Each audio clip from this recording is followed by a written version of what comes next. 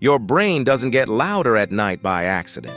It gets louder when everything else finally shuts up. That's why this feels so frustrating. You can get through the whole day doing normal things, answering people, working, moving, distracting yourself, and then the second your head touches the pillow, it starts. A conversation from 5 hours ago. Something awkward you said 3 years ago. A problem you still haven't solved.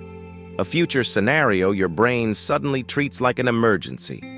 And now, instead of resting, you're trapped in your own head, trying to think your way into sleep. So you start asking the wrong question. Why do I overthink so much at night? But the better question is this. Why does my mind wait until night to dump everything on me at once? Because for most people, nighttime overthinking is not random. It usually shows up when two things happen at the same time. The outside world gets quieter, and your brain loses the distractions that helped you avoid what was building in the background all day. That's why the problem can feel like it starts in bed, even when it really started much earlier. During the day, your attention is constantly being pulled outward. Something always needs you. A message comes in. A task interrupts you. You move from one thing to the next so quickly that your brain never really has to sit with itself for very long. And when that happens, unfinished thoughts don't disappear. They just stay open. Then night comes. The room gets quiet. Your body stops moving. There's no new input rushing in every few seconds. And suddenly your brain notices all the tabs it never closed. That's what overthinking at night often is. Not wisdom, not clarity, not some special moment where your brain becomes brilliant at 1 a.m. It's unfinished mental activity getting its chance. And because you're tired when it happens, it usually gets worse, not better. A tired brain doesn't think more clearly. It thinks more emotionally. It gets less flexible, less grounded, less able to see proportion. So the exact same thought that would seem manageable at 2 p.m. can feel enormous at midnight. That's why night has this strange power to make everything feel bigger. A small uncertainty starts sounding serious. A mistake starts feeling unforgivable. A future problem starts feeling immediate. Something you meant to deal with tomorrow suddenly feels like it has to be solved right now. Have you ever noticed that nighttime thoughts come with urgency? That's one of the clearest signs that your brain is not calmly reflecting. It's trying to get certainty before sleep, and certainty is exactly what it usually cannot get. So you keep thinking. Not because it's helping, because stopping feels irresponsible. That's the trap. Your brain starts acting as if rest can wait until every open loop is solved. But most of those loops are not solvable at night, they're just recyclable. You turn them over, replay them with slightly different words, and call that progress. But it isn't really progress. It's mental motion. That's why so many people lie there thinking, I just need to figure this one thing out. But it's never just one thing. One thought pulls in another, then another. Then your body notices you're more awake than you were 20 minutes ago. And now you're not only thinking too much, you're also worried that you're still awake. And the second that happens, sleep becomes a performance. Now you're trying to make it happen. That almost never helps. Because sleep does not respond well to pressure, and neither does a nervous system that already feels like it has unfinished business. So what began as a thought problem turns into a whole body problem. Your body gets tenser. Your breathing becomes more noticeable. The pillow gets hotter. The room feels wrong. You start checking the time, which makes everything worse because now your thoughts have a countdown attached to them. That's when people start believing nighttime is the issue, but nighttime is often just the reveal. It shows you what your system was carrying without fully processing. It shows you what your mind never resolved, what your body never came down from, and how little transition there was between the noise of the day and the stillness you expected yourself to instantly sleep through. A lot of people do not end their day. They just stop it. There's a difference. Ending the day means your system gets some kind of landing. Stopping the day just means the tasks end, and your body is supposed to magically know that it's safe to switch off. For many people, that switch never comes. The phone is still close, the light is still bright, the mind is still in problem-solving mode. The body is in bed, but the brain is still at work. So of course the thoughts keep coming, and once that pattern repeats for long enough, bedtime itself starts becoming a cue.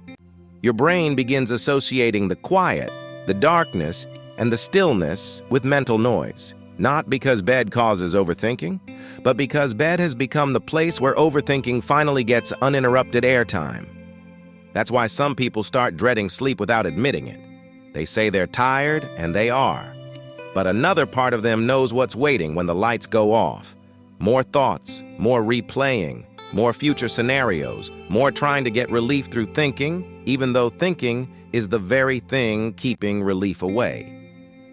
So what do you actually do with that? First, stop treating nighttime overthinking like a failure of discipline. If your brain gets noisy at night, that doesn't mean you're weak or broken. It usually means your system has learned a bad rhythm. Hold everything during the day, release it at night, then panic about the release. That pattern can change, but not by arguing with every thought in bed. If you wait until your head is on the pillow to deal with the storm, you're already late. The fix starts earlier. You need a closing ritual for the mind, not a perfect one. Not a 17-step routine you'll abandon in 3 days. Just something that tells your brain before bed these loops do not need to stay active all night. Here's what that can look like. About 30 minutes before bed, get the thoughts out of your head and into something external. A notes app, a notebook, a piece of paper, it doesn't matter. What matters is that your brain stops being the storage device. Then do something very specific. Separate what you're carrying into 3 groups. What actually needs action, what only needs remembering, and what cannot be solved tonight. That 3rd group matters most, because a lot of nighttime suffering comes from trying to solve things that are not solvable at midnight. Once you name that clearly, the urgency drops. After that, give tomorrow a starting point. Not your whole life, just the next step. 1 email, 1 call, 1 conversation, 1 task. The reason this helps is that your brain relaxes when it knows the problem has an address. What keeps it spinning is the feeling that everything is unfinished and undefined. The moment you give tomorrow a shape, tonight has less work to do. And then comes the part people resist. You have to stop feeding the loop.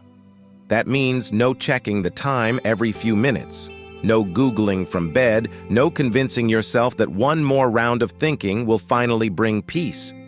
If thinking were going to solve it tonight, it probably would have done so already. At some point, continuing to think is not problem-solving, it's self-activation. That's the shift I want you to remember. Your goal at night is not to win an argument with every thought.